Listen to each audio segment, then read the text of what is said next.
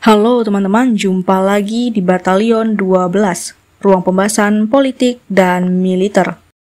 Di tengah dinamika keamanan Asia Tenggara yang terus meningkat, langkah Indonesia memperkuat kekuatan udaranya kembali menjadi sorotan.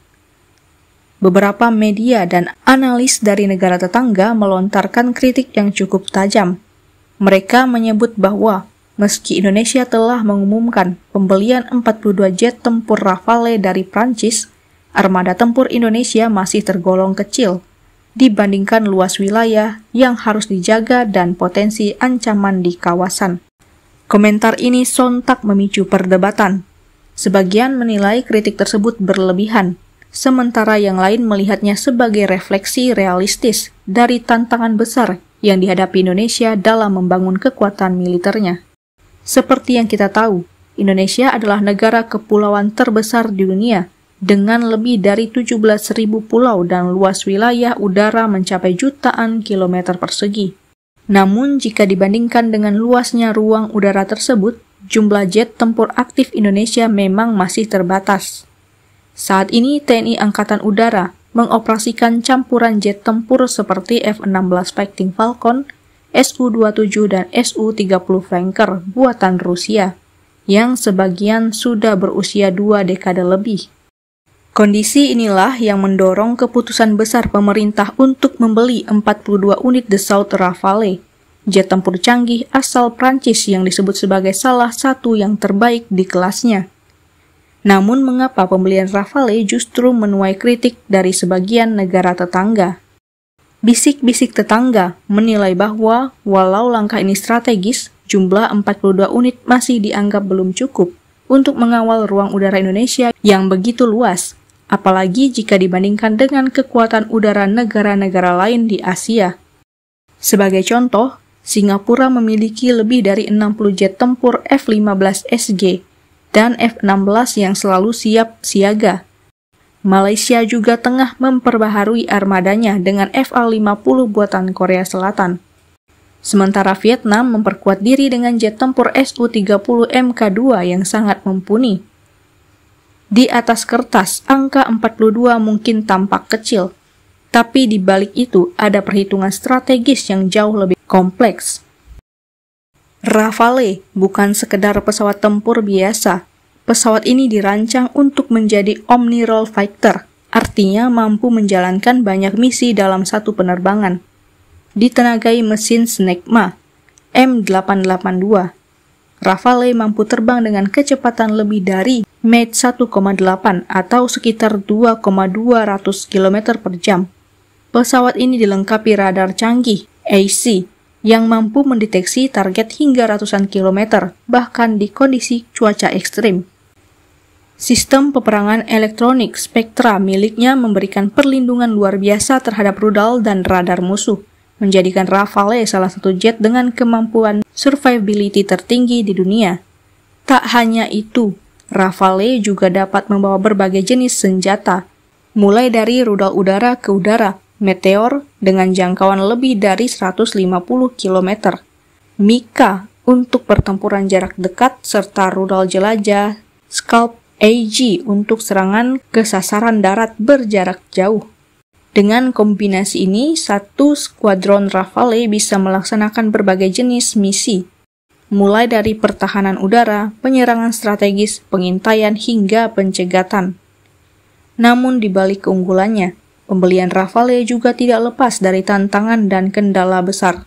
Pertama, tentu saja masalah pendanaan. Nilai kontrak pembelian 42 Rafale mencapai lebih dari 8 miliar dolar Amerika Serikat, menjadikannya salah satu pengadaan militer terbesar sepanjang sejarah Indonesia. Pembayaran dilakukan secara bertahap, dengan dukungan pembiayaan jangka panjang dari pihak Prancis. Kedua, tantangan integrasi teknologi. Indonesia selama ini menggunakan campuran alutsista dari berbagai negara, Rusia, Amerika Serikat, Korea Selatan, hingga Eropa. Integrasi sistem navigasi, komunikasi, dan persenjataan antar platform yang berbeda memerlukan waktu, biaya, serta pelatihan intensif bagi teknisi dan pilot TNI Angkatan Udara. Selain itu, ada juga kendala infrastruktur dan kesiapan sumber daya manusia.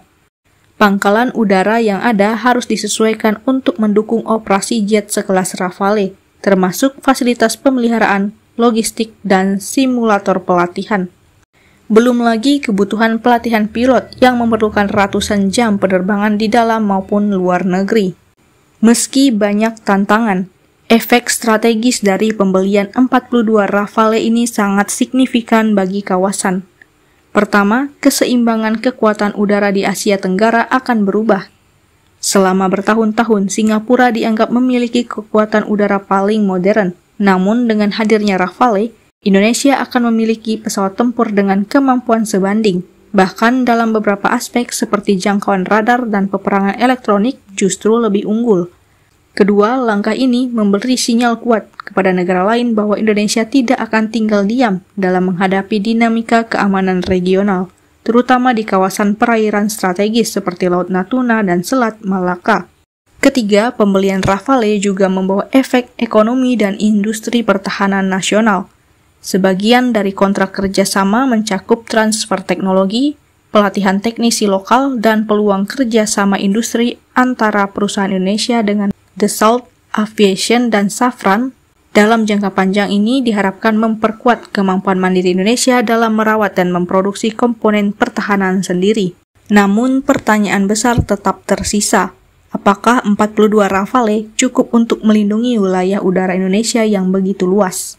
Jawabannya mungkin belum, tetapi ini adalah langkah awal menuju transformasi besar TNI AU. Program Rafale bukan sekedar soal jumlah pesawat, tapi bagian dari rencana jangka panjang modernisasi alutsista Indonesia, termasuk pengadaan pesawat tempur generasi berikutnya, seperti KF-21 Boramae, serta pengembangan drone tempur dan sistem radar pertahanan udara.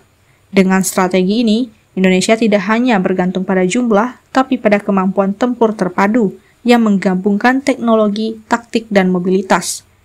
Kritik dari negara tetangga mungkin terdengar tajam, tapi justru dari sinilah muncul dorongan untuk membuktikan bahwa Indonesia sedang menuju arah yang benar, bahwa negeri ini sedang bangkit, perlahan namun pasti, untuk memastikan langit Nusantara tetap aman dan berdaulat. 42 Rafale mungkin bukan jumlah terbesar, tapi di tangan para penerbang terbaik TNI Angkatan Udara, pesawat ini akan menjadi simbol kebangkitan kekuatan udara Indonesia. Sebuah pesan kuat bagi kawasan bahwa Indonesia siap menjaga kedaulatannya dari Sabang sampai Merauke. Bagaimana pendapat Sobat Batalion 12? Coba tulis di kolom komentar.